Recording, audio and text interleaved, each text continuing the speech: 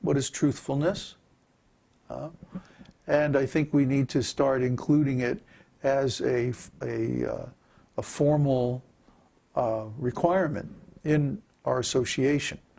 And I think we need to develop criteria and tests for it, and to apply those tests to our associates and determine whether or not they're really truthful. I just started working on this a little bit last night, and first thing that came to mind is that a truthful person, their actions and their words match up. You see harmony between their actions and their words. Another qualification of a truthful person is that they take responsibility for their words. In other words, they make commitments and they follow through on them. Not that they simply throw words around without any real meaning. But when they speak something, then they do it. In India, this is called Vak Siddhi. Vak means speech, and Siddhi, of course, means a mystic perfection.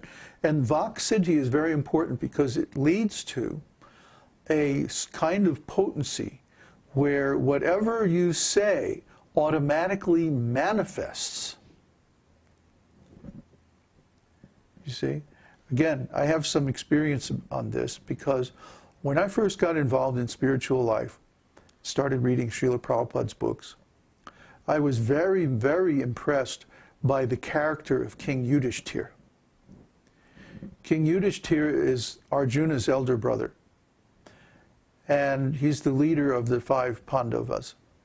And Yudhishthira had a quality of truthfulness which was unmatched. I mean, he was so truthful that even his enemies used to count on his statements as being true.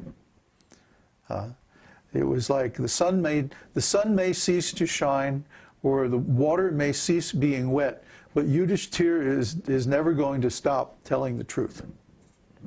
There's statements like this in Mahabharata and other scriptures.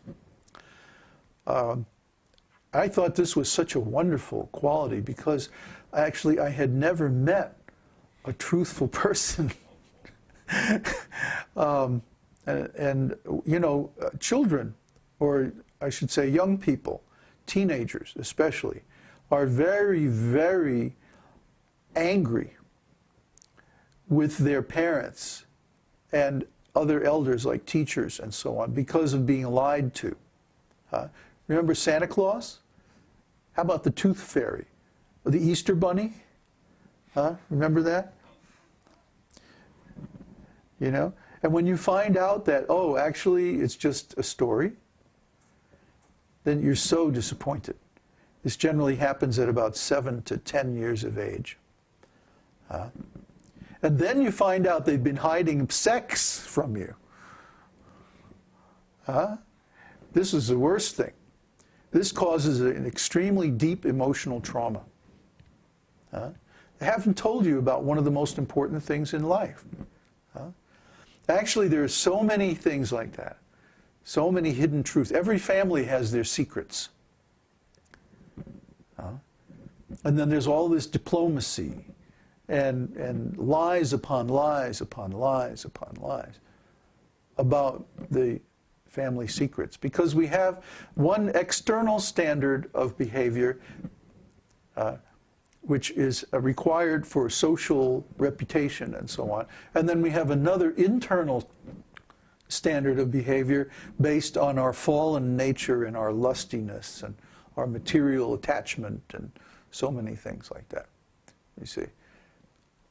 So there's the real life, the truth, the private life, the reality, and then there's the public front that we put up. And so there's so many lies developed to put up this public front. And now in society in general, this has become a huge problem. Look at the financial mess, the financial meltdown. Everybody is aware that the government, the banks, the loan companies, the investment companies that create these, what are they called, derivatives and all this stuff, are lying. Everybody, I mean, when I was growing up, the only person who you knew was lying for sure was a used car salesman. This is the best little, you know. They were expected to lie, right? But now we find out that politicians, the bankers, the economists, the Federal Reserve, all these people are all putting out a bunch of nonsense. You know, I'm not the only one who thinks this. Go look around on the internet a little bit, and you'll find many, many, many, many commentators saying the same thing. So it's not just me. I'm not just a paranoid, you know, tinfoil hat, tinfoil turban wearing, some kind of conspiracy nut. But this is well established, very, very clearly established. So in our society in general, we have a growing gap between the realities of life and the public front that is put up, which is supposed to represent the truth or reality. And actually it's just a bunch of propaganda and everybody knows it. Every company has their PR department. They're spin doctors. There's no need for spin doctors unless someone's lying. So this business of lying has become like an epidemic in society. The truth has become so elastic that most people actually don't even have a conception of what truth is. So they make promises that they never intend to keep just to get something, some temporary material benefit. And in this way they commit sinful activities. And of course, if a person commits, does this to a devotee, the punishment is very severe. The karma is really, really bad. So basically there's a shloka, I don't remember where it is, but when it says that when Krishna wants to send someone to hell for a long time, he arranges that they will offend one of his devotees. See? And generally these people are so dull that they don't even understand that they're being offensive. That means they're so far gone, they're so insensitive, their intelligence has become so covered over that they have the whole thing rationalized in such a way that they think, oh, I've got to do this, you know. And devotees saying, hey, you know, you really shouldn't do that. You really don't want to do that. And then they just go ahead and do it anyway. So this means no intelligence. Even they may have PhD, XYZ, LSMFT, doesn't matter. Because if the intelligence is covered over, then they become so dull, they can't understand that Krishna's justice is perfect. So anyway, if a person tells a lie, even if it's just what's called a white lie, which is a little lie told for social convenience. There's one cartoon. There's a guy in the hospital all covered with bandages, you know, and his arms and legs are both in traction, you know, and he's even got bandages around his head and everything, you know. And some visitor comes in and says, "Charlie, how you doing?" "Oh, I'm fine." "How are you?" Well, if he was fine, he wouldn't be in the hospital all bandaged up, you know. Come on, duh.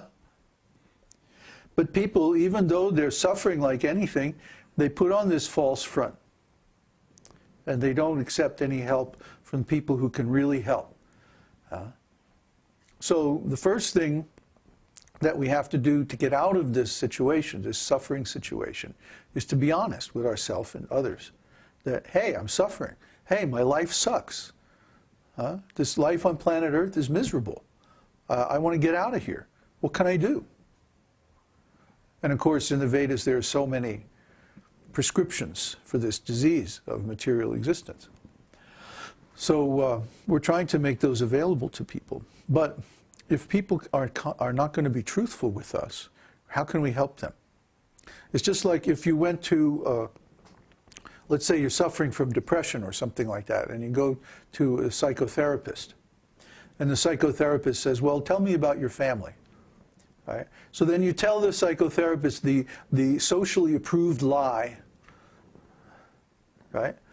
And if the psychotherapist is any good, he'll look you right in the eye and say, bullshit. Now tell me the real story. Huh? Because he knows. Everybody's got skeletons in the closet. Everybody's got things they want to hide. Everybody's got something to hide, except for me and my lion. Something like that.